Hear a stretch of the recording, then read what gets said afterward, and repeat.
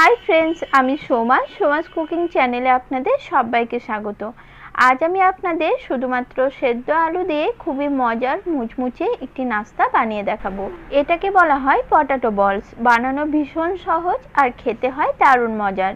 চলুন তাহলে এখন এই রেসিপিটি দেখে নিন। ভিডিওটি ভালো লাগলে লাইক ও শেয়ার করার অনুরোধ রইল। আর যারা আমার চ্যানেলে নতুন রয়েছেন তারা প্লিজ আমার চ্যানেলটি সাবস্ক্রাইব করে নিন। এতে যখনই আমি কোনো নতুন ভিডিও আপলোড করব তার নোটিফিকেশন সঙ্গে সঙ্গে আপনাদের কাছে পৌঁছে যাবে। এই পটাটো বলস বানিয়ে নেওয়ার জন্য আমি একটি বড় মিক্সিং বোলের মধ্যে নিয়ে নিচ্ছি সেদ্ধ করা আলু।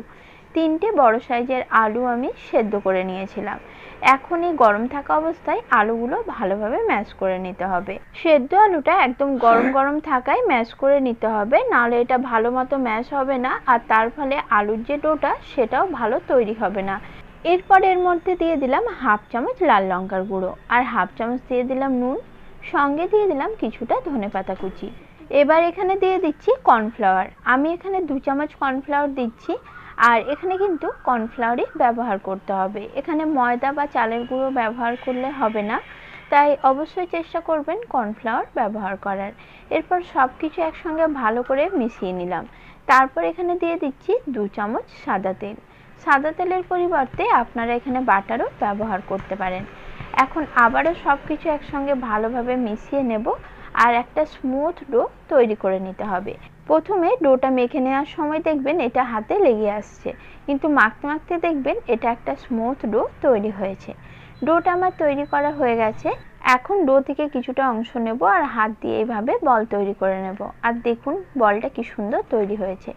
যদি মনে হয় হাতের মধ্যে ডোটা লেগে আসছে তাহলে অল্প একটু হাতে আপনারা তেল গ্রিস করে নিতে পারেন। এইভাবেই সবকটা বল বানিয়ে আমি প্রথমে রেডি করে নিচ্ছি। দেখুন সবকটা বল আমার তৈরি করা হয়ে গেছে। এখন এগুলো ভেজে নেব। ভাজার জন্য আগের থেকে ফ্রাই প্যানের মধ্যে তেল গরম হতে বসিয়ে দিয়েছিলাম। তেলটা কিন্তু অবশ্যই খুব ভালো করে গরম করে নিতে হবে।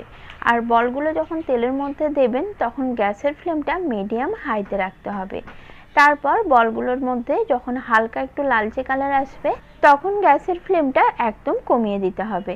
এরপর এই বলগুলোকে এইভাবে উল্টে পাল্টে ভেজে নিতে হবে আর আলতোভাবে এগুলো নাড়াচাড়া করতে থাকতে হবে যাতে বলের চারপাশটাই সমানভাবে ভাজা হয়। দেখুন বলের মধ্যে সুন্দর একটা কালার আসতে শুরু করেছে আর এখন বলগুলো আমি একদম লাল লাল করে ভেজে নিয়েছি। এর চেয়ে বেশি আর ভাজার প্রয়োজন নেই। এখন তেল ঝরিয়ে বলগুলো আমি তুলে নিচ্ছি আর দেখুন বলগুলো কি সুন্দরভাবে ফুলকো হয়েছে। বাইরে থেকে মুচমুচে, ভেতর থেকে নরম, খেতে দারুণ মজার, দারুণ টেস্টি হয়।